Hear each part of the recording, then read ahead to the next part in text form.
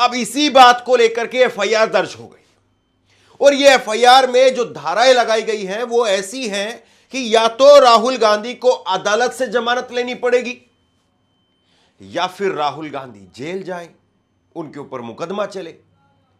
राहुल गांधी जमानत लेंगे नहीं लेंगे ये हम सब समझते हैं। गुजरात में जो हुआ था, गुजरात में नरेंद्र मोदी को लेकर के मोदी सरनेम वाले ये चोर क्यों हैं। राहुल गांधी का सबसे कट्टर दुश्मन इस वक्त दोस्तों मैदान में आ चुका है, या फिर राहुल गांधी को सीधे तौर पर अब जेल जाना पड़ेगा दोस्तों। यहां तक कि ऐसा मान लीजिए जो देशद्रोह का मामला होता है उससे कम भी ये मामला नहीं है जो राहुल गांधी को लेकर दर्ज कराया गया। दोस्तों हमारे साथ वरिष्ठ पत्रकार मौजूद है। आखिर वो कौन है जिसने सीधे तौर पर राहुल गांधी के खिलाफ एफआईआर दर्ज किए हैं और ऐसी एफआईआर दर्ज किए हैं जिसमें उनको जमानत नहीं मिल सकती। राहुल गांधी, बीजेपी, आरएसएस, नरेंद्र मोदी, मोहन भागवत, इनको जैसे घेरते हैं तो पूरा भाजपा सिस्टम एक्टिव हो जाता है।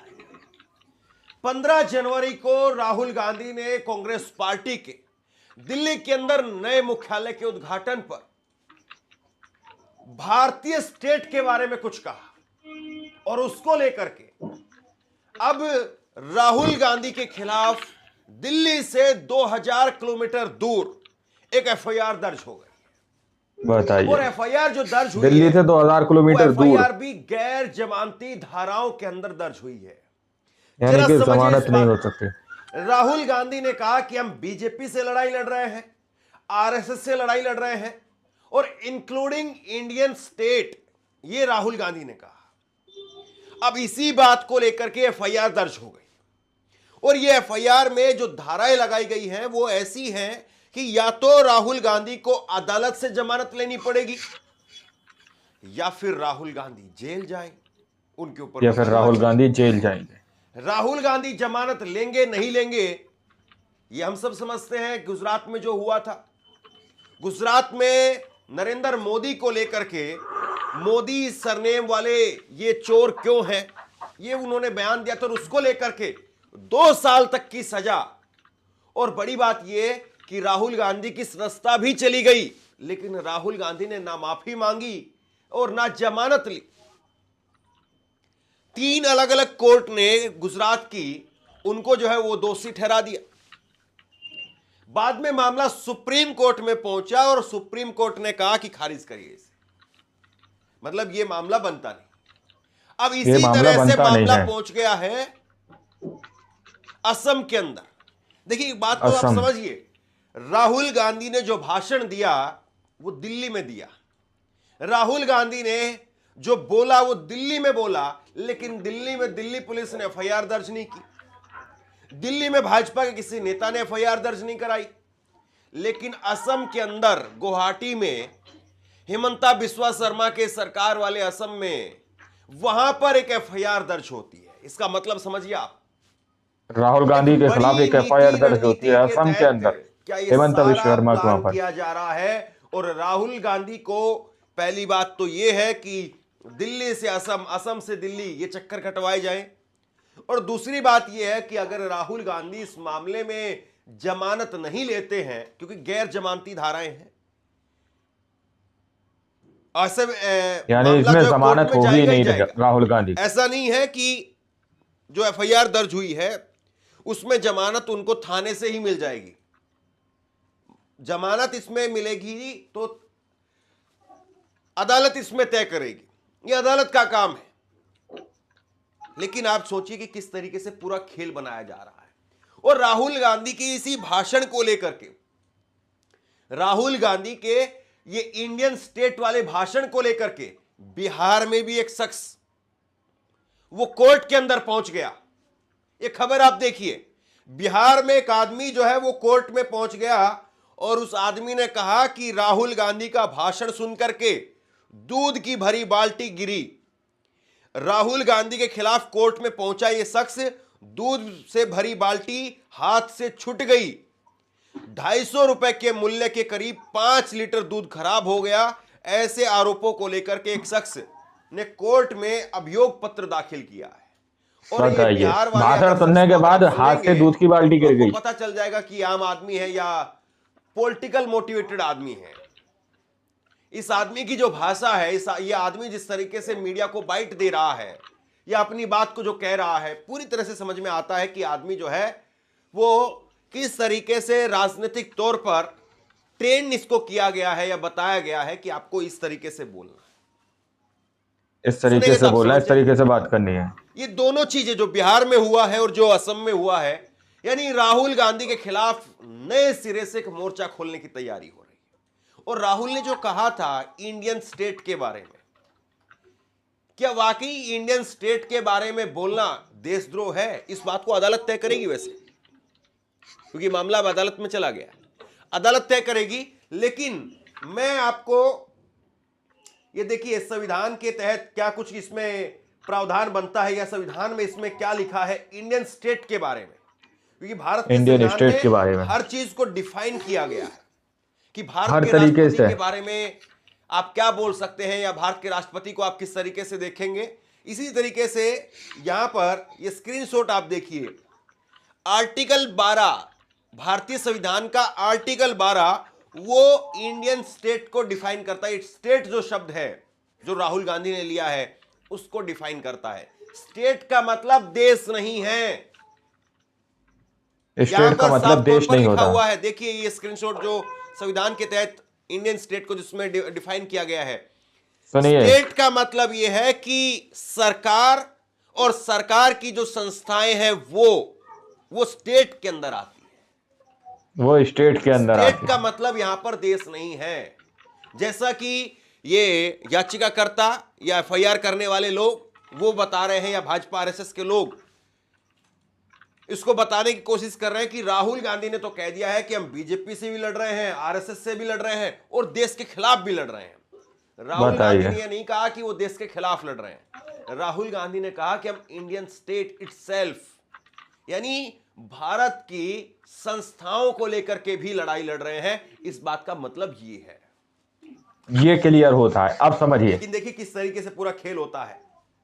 राहुल गांधी को फंसाने की हर मुमकिन और संभव कोशिश की जा रही है। ऐसे लोगों को ला करके, फालतू लोगों को ला करके कैसे मीडिया कवरेज दिया जा रहा है देख लीजिए आप।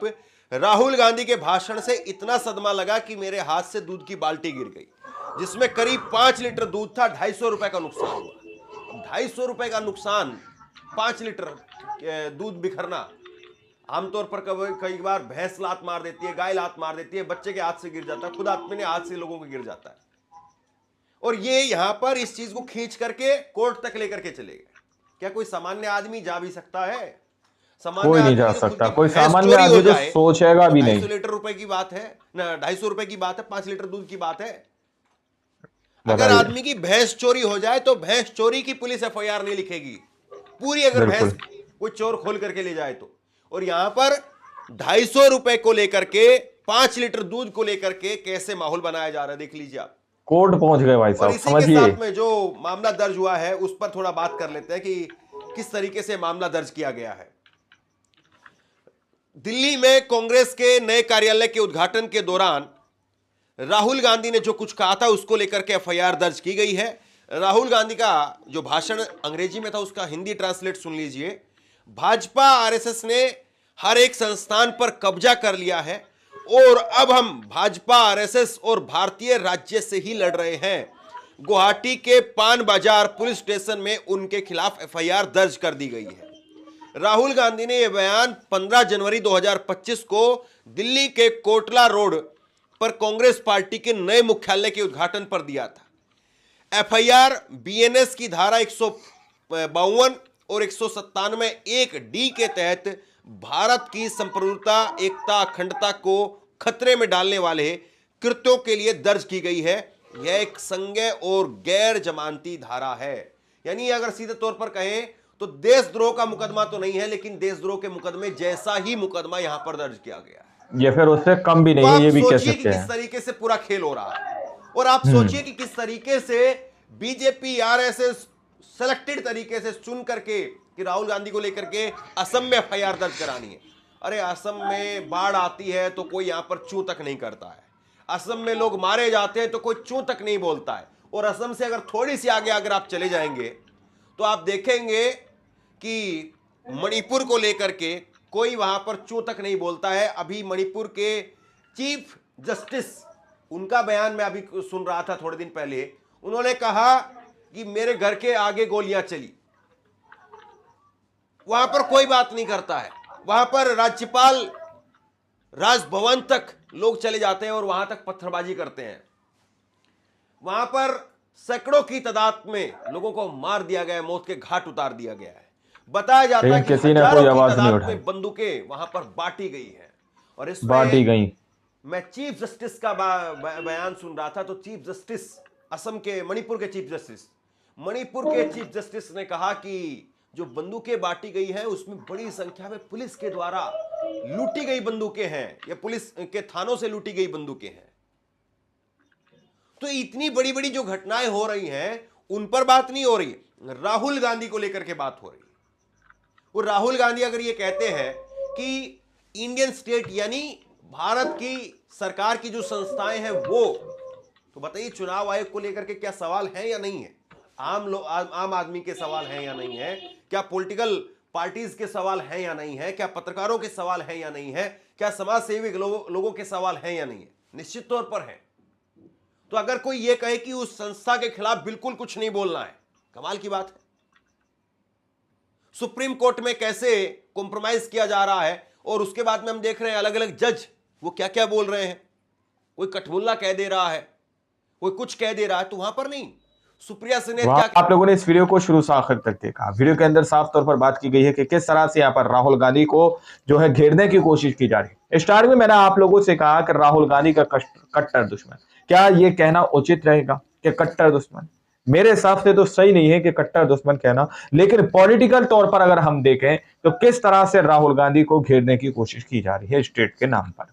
राहुल गांधी के खिलाफ किन धाराओं में केस दर्ज कराए गए, FIR कराई गई हैं। अब आप लोग जरा सोचिए, 5 लीटर दूध राहुल गांधी का बयान सुनने के बाद इंसान के हाथ से छूट जाता है, और वो बंदा 5 लीटर दूध यानी 250 रुपए की रकम के लिए कोर्ट तक पहुंच जाता है।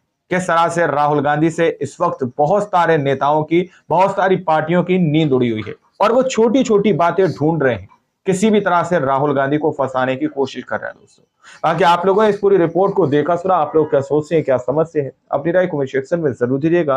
मिलते हैं अगली वीडियो में, जब तक के लिए जय हिंद, जय भारत।